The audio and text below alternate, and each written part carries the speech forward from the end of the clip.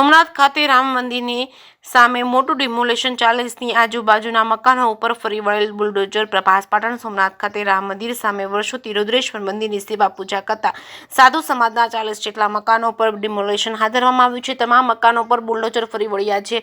Somnath trust અને આ 40 પરિવારોનો કોર્ટમાં કેસ ચાલતા હોય અને કોર્ટના હુકમના આધારે ડિમોલેશન હાથ ધરવામાં આવ્યું છે। આ ડિમોલેશન કોર્ટ કમિશનરની ઉપસ્થિતિમાં કરવામાં આવ્યું છે। આ ડિમોલેશન બાબતે રાત્રે આ તમામને પોતાનો માલ સામાન ખસેડી લેવા સૂચના આપવામાં આવી હતી, જેના પગલે સવારના 12 સુધીમાં મોટાભાગના મકાનોમાંથી સ્વેચ્છાએ માલ સામાન ખસેડી લેવામાં આવ્યો। સોમનાથ ટ્રસ્ટ અને દબાણકારો વચ્ચે ઘણા સમયથી કોર્ટ મેટર ચાલતી હોય અને કોર્ટ ટ્રસ્ટના ફેવરમાં હુકમ કરતા ડિમોલેશન હાથ ધરવામાં આવ્યું હતું। આ બાબતે પ્રભાસ પાટણના પીઆઈ પટેલ દ્વારા જણાવવામાં આવ્યું હતું કે એસપી એસ મનોહરસિંહ જાડેજાના માર્ગદર્શન હેઠળ પોલીસ બંદોબસ્ત ચુસ્ત ગોઠવવામાં આવ્યો છે।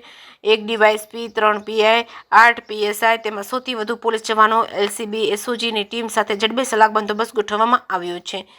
જે કેસની ગુજરાતી સાથે મહેશ વાજા, સોમનાથ।